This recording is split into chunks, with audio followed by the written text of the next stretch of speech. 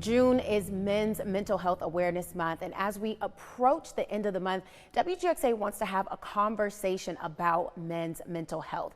Now, the purpose of this month is to increase awareness and encourage men to prioritize their mental health. So I'm joined in the studio this morning by three mental health professionals from across Georgia who are going to help us have this conversation.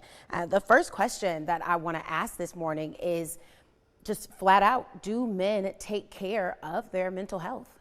So I would say men don't prioritize sometimes their mental health, I think because of some of the stigmas that exist. We know that it is a pressing issue for all people, but in particular, if you look at how men are viewed in society, they don't always prioritize seeking help, asking for help. And it's probably because we've normalized that men are supposed to be strong. You know, they're not allowed to really express emotion. If they express emotion, they're seen as weak. Or a simp if they fall in love, like things like this. The negative stereotypes that we have put outside as it relates to men being allowed to feel, to speak, stops them from feeling like when they actually need help that they can seek it out.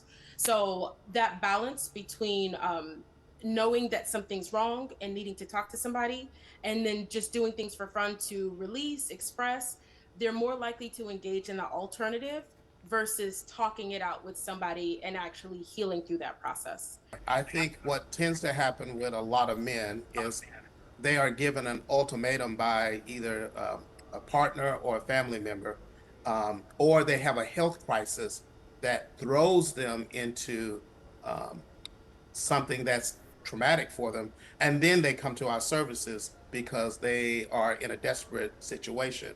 So they're not prioritizing their mental health. They're coming to us out of desperation. Miss Lisa mentioned a stigma. And so I want to ask, why is there a stigma surrounding men's mental health? Because I think many of us are familiar with that. I think the biggest stigma there is society in general. Society tells men that we are not supposed to feel, we're supposed to have all the answers, and we're supposed to appear strong. And when we're not, that means we're weak. And men don't want to appear weak. And so they're going to wait until the last minute before they truly seek out help because they believe that they're going to get it together, figure it out, come up with the answer at the last minute, and then they're going to be okay. And then when they realize that that's not the case, well, then they show up at our doorstep. In that time period, when men are waiting and they're trying to figure it out, do they typically have healthy coping methods? And if they don't, what are some healthy coping methods that any man who's listening this morning could implement?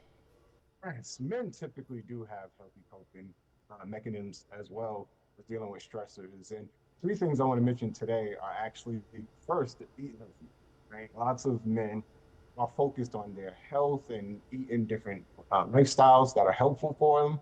Our microbiome has tons of neurotransmitters that also regulate sleep and our mood and our emotions.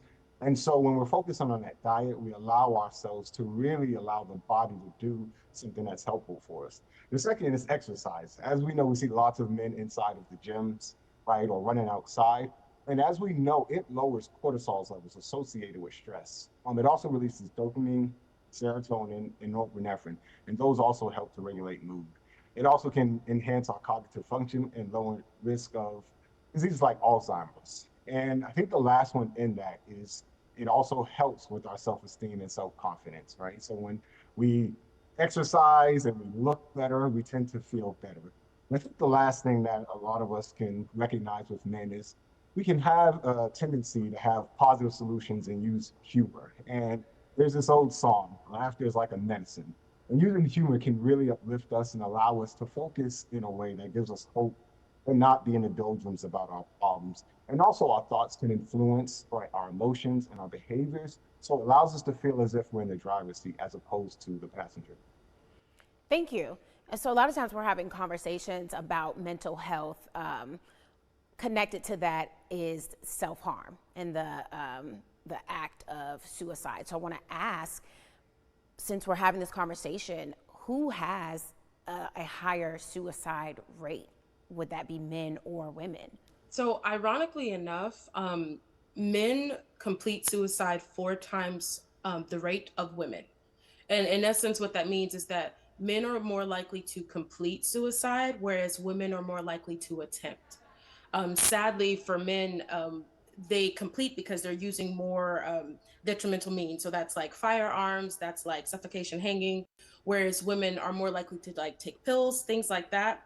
So the ratio of men to women, it seems skewed in the men's direction, but it's only skewed that way because men are successful, unfortunately, in completing suicide. So we want people to understand that oftentimes the things that lead a man down that path could be things like job loss. It could be things like difficulty in the family unit. Again, not being able to express their emotions, feelings. And we have to be clear that the way that a man expresses themselves is not going to be the same way that a woman expresses themselves. But because we are all human, they still should be allowed to express. So if they're holding all of that in, they're internalizing it, and there's no way to release it, then eventually the volcano erupts. And we want to be careful about having men feel that they have to sit with this stuff for so long until they feel that there's no hope left. And now they're taking a drastic means to try to ease the pain or to silence the noise. And suicide is a big problem for a lot of people, especially following COVID. The isolation, the depression, the anxiety, it spiked during that period. But if you think about the economy, wars that have been going on, a lot of the trauma in the media, the Black Lives Matter piece, like there's a lot of different things that amplified with the onset of COVID. And now we're asking people to sit with this and not release it anywhere. So somehow it's going to get addressed. And I think for men, because they are less likely to talk about it, we see them doing things like, completing on suicide or engaging in self-harm or even turning to drugs and alcohol as a way to cope with, some of the stressors. Yes, ma'am. I want to say thank you to you all for joining us in the studio this morning to have this very important conversation. And I also want to thank you at home for taking part in it as well. If you're struggling with your mental health or you need someone to speak with, I want to encourage you to use the resources that are on your screen. You can also find them at WGXAnews.tv.